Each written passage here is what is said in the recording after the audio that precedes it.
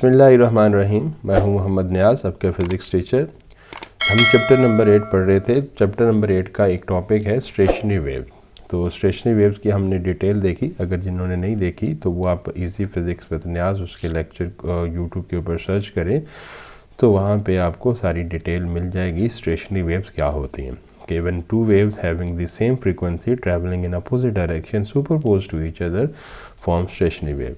तो stationery waves की दो एग्जांपल्स है वो हमने स्टडी करनी है। एक हमने पढ़ना है stationery waves in air column और एक हमने पढ़ना है स्टेशनरी वेव इन स्ट्रिंग। तो स्टेशनरी वेव इन स्ट्रिंग ये भी मैंने डिटेल लेक्चर जो है वो पिछले दिन जो है वो मैंने अपलोड कर दिया था। आप उसे भी देख सकते हैं यूट्यूब के ऊपर जाके इजी फिज़िक्स विद नियाज़, और वहाँ पे आप आसानी से देख सकते हैं और सारी डिटेल आपको मिल जाएगी कि स्ट्रिंग के अंदर किस तरह से स्टेशनरी वेव जनरेट होती हैं। तो आज जो हम पढ़ने वाले हैं वो stationery waves in air column के हवा के अंदर जो है वो कैसे। तो इसकी जो बेस्ट एग्जांपल है stationary in air in column के अंदर वो है ये फ्लूट बांसुरी को कहते हैं। और ये जो बच्ची फ्लूट जो है वो बजा रही है, तो इसके अंदर जो ये पाइप है, तो पाइप के अंदर जो स्टेशनरी वेव्स क्रिएट होती हैं उसको हम कहते हैं एयर कॉलम के अंदर जो स्टेशनरी वेव। तो इसकी हम डिटेल देखते हैं। तो ये तो था स्टेशनरी वेव्स के एक स्ट्रेचर स्ट्रिंग होती है कि अगर हम इसको सेंटर से प्लग करेंगे इस तरह से, तो इसके अंदर जो बेसिक लूप्स इस तरह से ये एक लूप क्रिएट हुआ, इसी तरह से फिर दो लूप क्रिएट हो सकते हैं, ये एक लूप क्रिएट हुआ, और इस फ्रीक्वेंसी को जिस फ्रीक्वेंसी के ऊपर सिंगल लूप बना इस फ्रीक्वेंसी को हम बोलते हैं बेसिक फ्रीक्वेंसी। और मैंने आपको बताया था कि स्टेशनरी वेव सिर्फ एक डिस्क्रीट फ्रीक्वेंसीज़ के ऊपर जो है वो जनरेट होती हैं, हर फ्रीक्वेंसी के ऊपर जनरेट नहीं होती। कि आपकी एक्सरसाइज में आपके बुक में ये सवाल भी इसी तरह आएगा कि show that the frequencies in stationary wave is quantized. मतलब स्टेशनरी वेव एक पर्टिकुलर फ्रीक्वेंसी के ऊपर जनरेट होती हैं, यानी कि F1 वो फ्रीक्वेंसी है जिसके ऊपर एक लूप जनरेट होता है, F2 वो फ्रीक्वेंसी है, और इस फ्रीक्वेंसी को हम फर्स्ट हार्मोनिक यानी कि हार्मोनिक फ्रीक्वेंसीज़ उनको कहते हैं जिस फ्रीक्वेंसीज़ के ऊपर ये लूप बनते हैं, और जिन फ्रीक्वेंसीज़ के ऊपर ये लूप नहीं बनते उन फ्रीक्वेंसीज़ को हम हार्मोनिक फ्रीक्वेंसी नहीं कहते। तो F1 जो है वो बेसिक फ्रीक्वेंसी है जिसके ऊपर पहली फ्रीक्वेंसी है जिसके ऊपर ये लूप बनता है, तो लिहाजा इसे बेसिक ट्यून भी बोलते हैं। और इस ट्यून के बाद जो बनने वाली फ्रीक्वेंसीज़ हैं जिनके ऊपर लूप बनते हैं उनको over tune, first over tune, second over tune या थर्ड ओवर ट्यून कहते हैं। तो ये आपके पास सेकंड हार्मोनिक फ्रीक्वेंसी है, दैट्स कॉल्ड दी F2, और ये थर्ड हार्मोनिक फ्रीक्वेंसी है, और ये फोर्थ हार्मोनिक फ्रीक्वेंसी है। ये फ्रीक्वेंसी जिस पे एक लूप बनता है F1, जिस पे दो लूप बनते हैं F2, जिस पे तीन लूप बनते हैं F3, जिस पे चार लूप बनते हैं F4, और ये से देखो third over tune, second over tune और फर्स्ट ओवर ट्यून इस तरीके से कहते हैं, और पहली फ्रीक्वेंसी को बेसिक ट्यून बोलते हैं। तो ये स्टेशनरी वेव्स का ये ढांचा है। मतलब स्टेशनरी वेव सिर्फ इन फ्रीक्वेंसीज़ के ऊपर बनती हैं, इसके अलावा किसी फ्रीक्वेंसीज़ पे नहीं बनती। तो ये देखते हैं कि स्टेशनरी वेव्स की आपकी एक एग्जांपल है stationery waves in air column. तो ये एक एग्ज़ाम्पल है और ये मैं आपको बताता हूँ कि ये किस तरीके से जो है ये एग्ज़ाम्पल बनती है। तो आप ज़रा इसको मुलाहजा कीजिएगा कि stationery waves in air column किस तरह से बनती हैं। तो ये मैं आपको प्ले करता हूँ।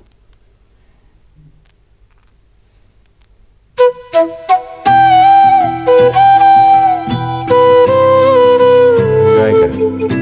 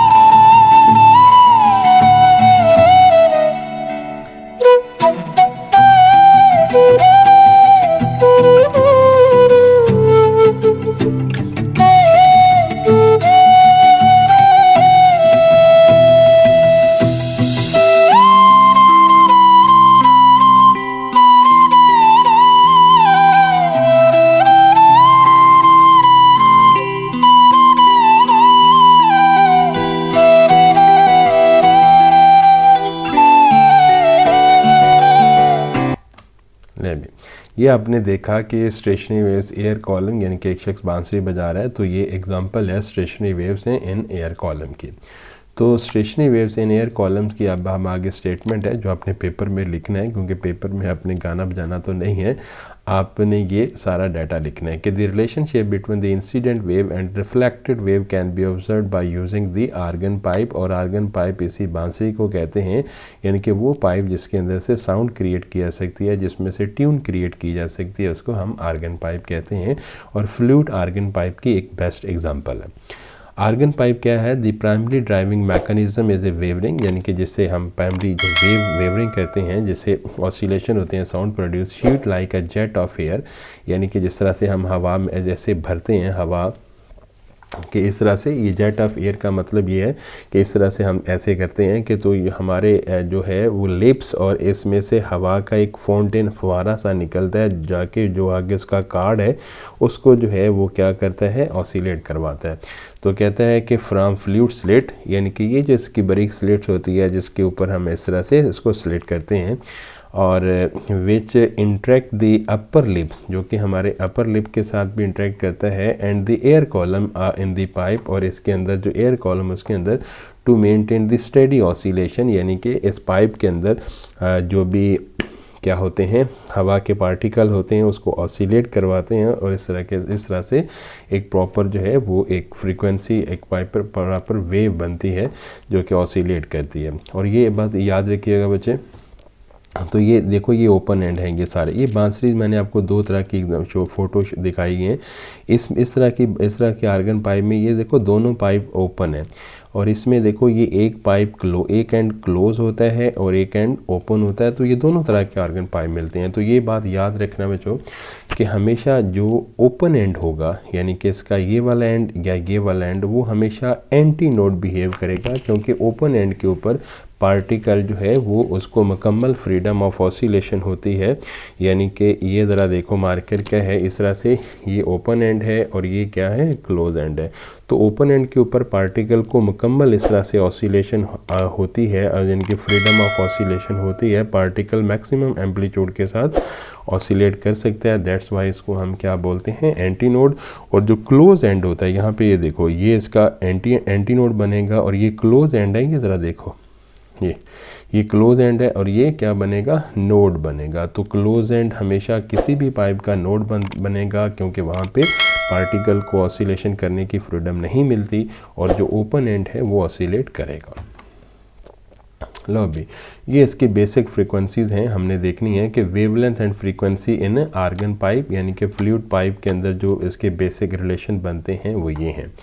When pipe is a open at both and, यानी कि जब आपके पास, ये ज़रा देखिएगा कि ये देखो ये ओपन है, दोनों एंड से ओपन, तो अब ये फंडामेंटल लूप ये बन रहा है, ज़रा नोट करना कि जब आपके पास ये इसका फंडामेंटल लूप है, दैट्स कॉल्ड दी N1 का मतलब एक लूप बन रहा है, ये दो लूप बन रहे हैं, ये तीन लूप बन रहे हैं, ये चार बन रहे हैं, ये पाँच बन रहे हैं। तो यहाँ पे देखो दोनों एंड ओपन है, तो इधर भी एंटी नोड क्रिएट होगा, इधर भी एंटी नोड, और एक एंटी नोड और एक नोड का दरमियानी डिस्टेंस तो λ/4 होता है। तो ये एक लूप है, और ये दो लूप हैं, ये तीन लूप हैं, ये चार लूप हैं, और ये पांच लूप हैं। इसी तरह यानी कि ये बेसिकल वो फ्रीक्वेंसी है जिसको हम सिंगल लूप की फ्रीक्वेंसी या बेसिक फ्रीक्वेंसी कहते हैं। इधर ज़रा देखें, अब हम इनकी फ्रीक्वेंसी, ये एक सिंगल लूप है आपके पास, क्योंकि दोनों एंड ओपन होने चाहिए, क्योंकि हमारे पास जो है when both end are open, यानी कि ये हमारा जो आर्गन पाइप है इसके इस तरह से ये दोनों एंड क्या हैं, ओपन है। और आपको पता है कि ये क्या है, नोड, क्लोज है, और ये भी ओपन एंड, और ओपन एंड हमेशा एंटी नोड बिहेव करता है। तो एंटी नोड और नोड के दरमियान डिस्टेंस λ/4, और ये भी λ/4, λ/4 प्लस λ/4 क्या हो जाएगा, आधा लैम्डा, यानी कि चौथा हिस्सा जमा चौथा हिस्सा तो आधा हिस्सा ही होगा। तो इसलिए इसकी पूरे की लेंथ क्या हो जाएगी, λ/2, 2 उधर जाके मल्टी। एक्चुअली हमें करना क्या है बेटा, फ्रीक्वेंसी निकालनी है एक सिंगल लूप की। तो λ1 का मतलब है एक लूप की फ्रीक्वेंसी। तो याद रखना कि दो आपके पास क्वार्टर लूप मिलके एक लूप बनाएंगे, तो ये आपके पास λ1 2L और F1 V/λ1 होता है, तो इसकी जगह पे ये आ जाएगा। तो इसका मतलब है कि आपके पास जो फ्रीक्वेंसी है F1 वो आपके पास किसके बराबर बन गई, V/2 2L इसके बराबर बन गई। ठीक हो गया। तो ये वो F is equal to V/2L, ये आपके पास है बेसिक लूप की फ्रीक्वेंसी, सिंगल लूप की फ्रीक्वेंसी, जिसे हम बेसिक ट्यून भी कहेंगे या हम इसे फर्स्ट हार्मोनिक फ्रीक्वेंसी भी कहेंगे। अब देखो उसके बाद है ये फर्स्ट हार्मोनिक, ये फंडामेंटल फ्रीक्वेंसी है और इसको हम फर्स्ट हार्मोनिक फ्रीक्वेंसी, बल्कि ये है फर्स्ट हार्मोनिक फ्रीक्वेंसी, इसको हम सेकंड हार्मोनिक फ्रीक्वेंसी कहेंगे। तो अब देखो दो लूप कैसे बनेंगे कि एक इसमें नोड और एंटी नोड और शामिल, यानी कि इसके अंदर एक नोड और एंटी नोड और शामिल। तो यहाँ से लेकर यहाँ तक डिस्टेंस देखो कितना, λ/2, ये λ/2। तो λ/4 कितना हो गया, λ/2 प्लस λ/2, तो कितना हो गया, 1 लैम्डा हो जाएगा। तो यहाँ पे इसमें कि ना 2 λ/2 हो जाएंगे। तो ये भी λ/2, ये भी λ/2, तो ये 2 से कैंसिल हो जाएगा।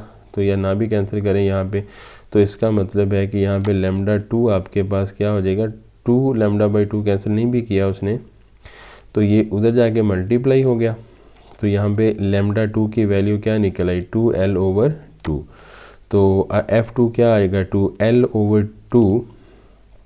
यहाँ पे ज़रा देखो बच्चे, इस तरह से हम ये L/2, ये क्या बन जाएगा, इसकी जगह पे V/λ2 आ जाएगा। तो इसकी जगह पे λ2 और F2 इज इक्वल टू क्या होगा, V2/λ2, और λ2 क्या है, 2L/2, तो ये आ जाएगा।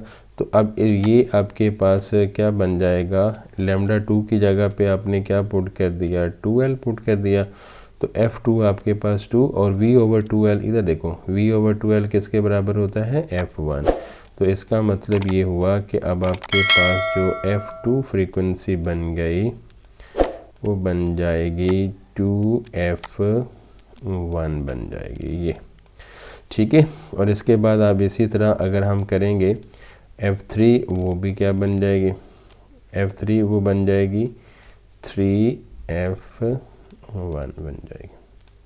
तो इसका मतलब है कि जितनी फ्रीक्वेंसीज़ हम बढ़ाते जाएंगे उतनी फ्रीक्वेंसीज़ जो है वो फंडामेंटल फ्रीक्वेंसी के साथ मल्टीप्लाई हो जाएगी। इसी तरह जर्नल फार्मूला क्या है, Fn इज इक्वल टू, ये इसका जनरल फार्मूला बन जाएगा Fn is equal to NF1। n number of loop जितने बढ़ाते जाएंगे फंडामेंटल फ्रीक्वेंसी बढ़ती जाएगी।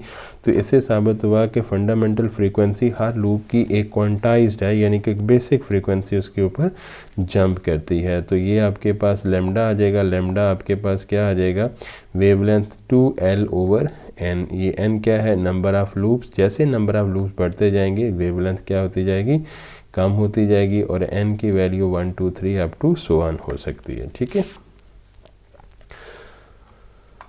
लो भी अब इसका दूसरा पार्ट आ गया कि व्हेन जो आर्गन पाइप है open is open in one and and one and close. अब ये इसकी एग्जांपल है। देखो इसमें एक एंड ओपन है और ये वाला जो एंड है ये आपके पास देखो क्लोज है।